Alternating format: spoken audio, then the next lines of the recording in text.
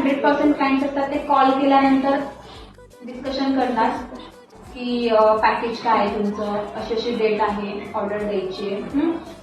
त्याच्यानंतर ते एंडिंगला काय होणार की तुमचं एकतर सोशल मीडिया अकाउंट असेल तर त्याचं लिंक शेअर करा, अदरवाईज तुमचे फोटोज व्हिडिओज काय असेल ते शेअर करा आणि ते बघतो आणि मी तुम्हाला कॉन्टॅक्ट करतो. तर प्रत्येकाला आपलं काम बघायचं असतं, त्याच्यानंतरच ते तुम्हाला ऑर्डर देणार आहे. तर ते काम कसं दाखवणार, जर तुम्ही खूप मेहनतीने खूप छान मेकअप करतायत पण जर तुम्ही त्याचे व्हिडिओज घेत नाहीये, फोटोज घेत नाही तर क्लायंटला काय दाखवणार आहे व्हिडिओ.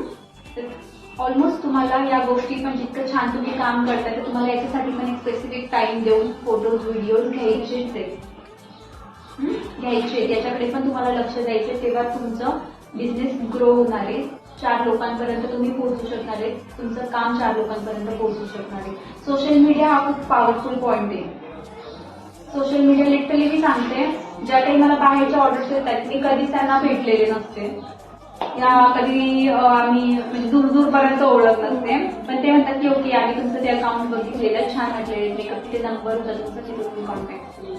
म्हणजे ज्यावेळेस मला बाहेरचे कोणी क्लायंट्स आलेले तर ते बोलतात की आम्ही सोशल मीडिया थ्रू आले, तेव्हा मला कळतं की सोशल मीडिया इतकं पॉवरफुल आहे की बाहेरचे लोक त्याच्यातून आले. त्याच्यामुळे तुमचं सोशल मीडिया पण प्रॉपर असणं खूप गरजेचं आहे.